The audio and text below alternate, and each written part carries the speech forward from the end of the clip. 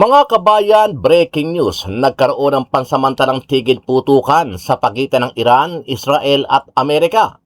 Ayon kay US President Donald Trump, naniniwala siyang pakikinggan ng Iran ang kanyang inihaing kondisyon para sa napipintong pag-aayos at kasunduan ng dalawang bansa.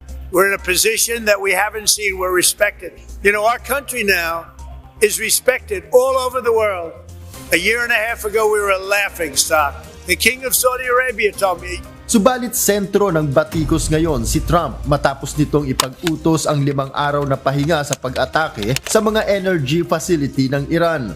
Ayon kay Trump, nagkaroon na aniya siya ng produktibong pakikipag-usap sa Iran, bagay na itinanggi ng Iran. Kinumpirma naman ng Israel leader na si Benjamin Netanyahu na nag-usap nga sila ni Trump sa kasunduan ng tigil muna ang kanilang pag-atake sa Iran.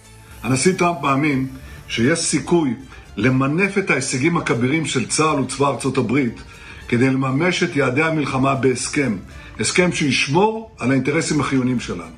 Sa kabila naman ng pakikipag-usap ng Israel at USA sa Iran, sinabi ng IRGC ng Iran na handa silang maglunsad ng mas matindi pang pag-atake sa US at Israel kung sakaling muli itong magpadala ng missile at pagbomba sa kanilang bansa.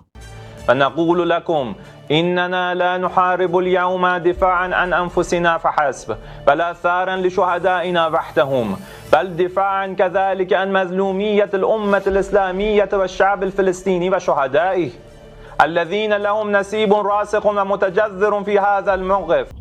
Samantala, dapat siyang panagutin ng buong mundo. Ito ang mariing pahayag ni Senator Panfilo Ping Lacson kasabay ng lumalalang krisis sa pandaigdigang supply ng langis. Isang krisis na ramdam na rin sa Pilipinas sa anyo ng patuloy na pagtaas ng presyo ng gasolina at diesel. Sa gitna ng tensyon sa Middle East, diresahang itinuro ni Lacson ang umano'y papel ni US President Donald Trump sa paglala ng sitwasyon, partikular sa naging epekto ng mga hakbang at estratehiya nito sa geopolitika. Iginiit pa niya ang pananagutan ng leader ng Amerika hindi lamang sa sariling bansa kundi sa buong mundo. Ang pahayag na ito ay lumutang kasabay ng patuloy na pagtaas ng presyo ng produktong petrolyo sa bansa na umabot na sa mahigit 100 kada litro para sa gasolina at higit 130 kada litro para sa diesel sa ilang lugar. Ano ang masasabi mo dito, kabayan? Sama-sama nating panuorin ang buong video at pakicomment nyo po ang inyong mga reaksyon at sariling opinyon. Ilang pag-atake ang naitala sa Beirut na nagdulot ng matinding pinsala at paglikas ng mga residente. Ang mas tuminding opensiba ay naganap 1 araw lang matapos sabihin ni US President Donald Trump na nakikipag-usap ng Estados Unidos sa Iran para sa isang kasunduan. Gayunman, ayon sa Tehran, walang direktang negosasyon at ang ganitong pahayag ay walang basehan. Sa kabila nito, kinumpirma ni Israeli Prime Minister Benjamin Netanyahu na nagkaroon sila ng pag-uusap ni Trump hinggil sa posibilidad ng isang kasunduan laban sa Iran. הנשיא טראמפ מאמין שיש סיכוי למנף את ההישגים הכבירים של צה"ל וצבא ארצות הברית כדי לממש את יעדי המלחמה בהסכם, הסכם שישמור על האינטרסים החיוניים שלנו. Gayunman, iginiit ni Netanyahu na magpapatuloy pa rin ang opensiba ng Israel laban sa Iran sa kabila ng posibilidad ng tigil putukan. Sa panig naman ng Iran, nagbabala ang Islamic Revolutionary Guard Corps o IRGC na handa ang kanilang puwersa sa anumang escalation. Ayon sa kanilang ground force commander, nasa pinakamataas na antas ng kahandaan ang kanilang puwersa at magbibigay ng matinding ganting pag-atake sa anumang agresyon. Iginiit din nila na hindi sila natatakot at handang ipagtanggol ang kanilang bansa habang nagbanta ng mas mabibigat pang missile at drone attacks laban sa Israel kung magpapatuloy ang pag-atake sa mga sibilyan sa Lebanon at Palestine. فنقول لكم إننا لا نحارب اليوم دفاعا عن أنفسنا فحسب بل آثارا لشهدائنا وحدهم بل دفاعا كذلك عن مظلومية الأمة الإسلامية والشعب الفلسطيني وشهدائه الذين لهم نصيب راسخ ومتجذر في هذا الموقف. Noel Polyarco, humahataw sa balita. We're systematically dismantling the regime's ability to threaten America. They're not threatening us anymore. Kumpiyansa si US President Donald Trump na hindi aatakihin ng Iran ang Estados Unidos. Naniniwala si Trump na malapit nang matapos ang laban at may isang pagkakataon pa ang Iran para itigil ang pag-atake sa kanila. Ang aniya ay makipag-usap at tanggapin ang kanyang kondisyon. Ipinagmalaki rin ni Trump na kung dati ay katawa-tawa sa iba ang Amerika, ngayon ay umani na ito ng malaking pagrespeto. Ito ay ayon aniya mismo sa hari ng Saudi Arabia. We're in a position that we haven't seen. We're respected. You know, our country now is respected all over the world. A year and a half ago, we were a laughing stock. The King of Saudi Arabia told me, Subalit sentro ng batikos ngayon si Trump matapos nitong ipag-utos ang 5 araw na pahinga sa pag-atake sa mga energy facility ng Iran. Ayon kay Trump, nagkaroon na aniya siya ng produktibong pakikipag-usap sa Iran, bagay na itinanggi ng Iran. Ayon sa Iran, walang anumang dialogo na nagaganap at taktika lamang ito ni Trump upang gamitin ang 5 araw para makapaghanda sa susunod na pag-atake sa kanila. Naniniwala naman ang dating kalihim ng Iran, Supreme National Security Council na si Dr. Said Khalili na nagpapahiwatig na ng pagsuko si Trump dahil nakikita na nito ang realidad na hindi niya kayang pabagsakin ang puwersa ng Iran. Tila wala ngang nangyayaring usapan sa US at Iran dahil patuloy naman ang banta ng Islamic Revolutionary Guard. Ayon sa pinakahuling pahayag ng IRGC, magsisimula pa lang ito ng paglunsad ng pinakamalaki at pinakamatinding yugto ng giyera sa susunod na linggo na tatapos kay Trump.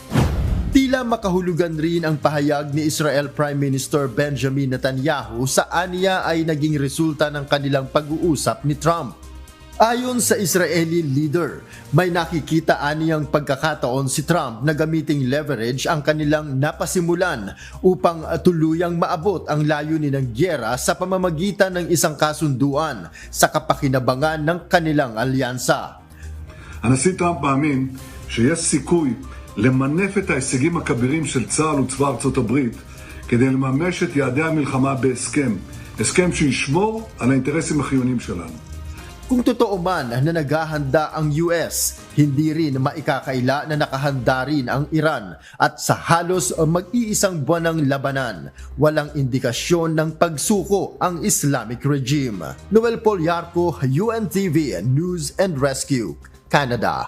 Diyos ang aming sandigan, serbisyo publiko ang aming pinahahalagahan. Ngayong araw pong ito, ika-26 ng araw ng Marso, nagdeklara ang Pangulong Marcos Jr. ng State of Energy Emergency. Ang tanong ng marami, lalong-lalo na sa hanay ng oposisyon at tumututol sa administrasyon ng bangag, meron na bang kapangyarihan ngayon ang presidente para arestuhin ang kanyang mga kalaban? Ang sagot, sang-ayon po sa saligang batas, ang Declaration of State of Energy Emergency ay hindi po katumbas ng Declaration of Martial Law. Ang Declaration of Martial Law po, dapat po yan nadedeklara at dapat po yan i-reviewin kaagad ng Kongreso at ng hukuman. Hindi lang po kung merong aktual na basihan, titignan din po ang legal na basihan.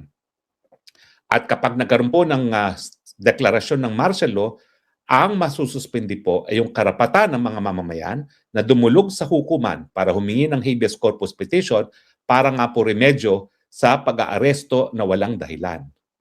Wala pong ganyang kapangyarihan ngayon sa State of Energy Emergency. Sa katunayan, doon sa pinalabas na executive order mismo ng presidente, ang kanyang kapangyarihan dito sa kanyang deklarasyon ng energy emergency ay kapangyarihan lamang na unang-una magdirekta para ma-secure ang supply ng langis. Ito po yung kapangyarihan na po pwedeng bumili ng walang bidding ng langis para masiguro ang ating supply ng langis. Dito po papasok ang korupsyon dahil alam naman natin ang track record ng Marcos regime. Maski panahon na ng taghirapan, panahon na ng paggigipit dahil nga po sa putukan sa gitnang silangan, asahan natin na ang mga cronies ni Marcos Jr. ay lalapain pa rin ang taong bayan sa pamamagitan ng pagbili ng sobrang mahal na gasolina dahil sa kapangyarihan na binigay niya sa kanyang sarili, pwede siyang bumili ng walang bidding ng langis at iba pang petroleum produkto. Pwede po siyang utusan ang lahat ng ahensya ng gobyerno para po bigyan ng priority ang pagbigay ng langis at gasolina sa transportasyon at mga power plants. Pwede rin siya mag-issue ng mga conservation measures. Sa tingin ko, yung nangyari sa panahon ng tatay niya na magkakaroon ng ration ng mga gasolina ay mapapatupad muli. So kukuha na naman tayo ng kupon para sa rasyon ng gasolina sa ating mga barangay. Meron siyang kapangyarihan na magbigay prioridad yun doon nga po, no, sa pagrarasyon ng gasolina at pwede niyang idirekta ang mga oil companies na unang-una ilabas ang kanilang mga supply, pangalawa, bawasan ang kanilang mga kita. Yan po siguro ang dapat na kapangyarihan na gagawin talaga ng presidente, na talagang masiguro na habang dumodoble ang presyo ng langis, hindi dapat dumoble ang kita ng mga oil companies.